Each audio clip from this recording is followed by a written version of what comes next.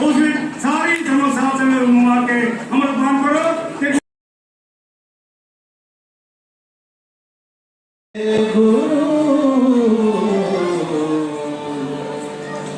वाहे गुरु जी,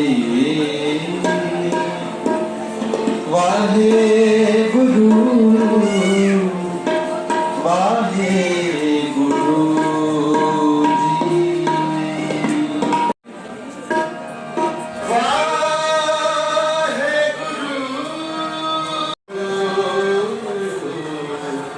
वाहे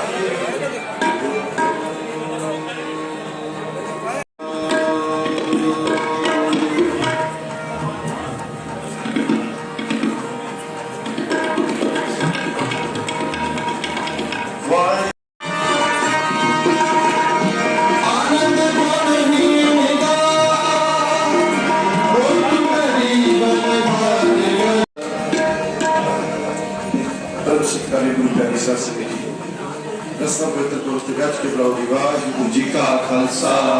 वाहिगुरु जी की फतेह। समूचे जगत ਨੂੰ ਸ਼ੋਰ ਪੜਨ ਲੱਗੇ ਹੱਥ ਮਾਨ ਕਰੋ ਸਾਸੰਗ ਸਾਰੇ ਦੇ ਨਾਲ ਸ਼ੋਰ ਮਨ ਤ੍ਰਿਪਤਾ ਸੇ ਕੀਰਤਨ ਪ੍ਰਭ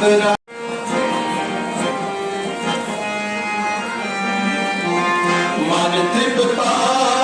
से कीर्तन प्रभ रंग हरे अमृत पान करो साधु संग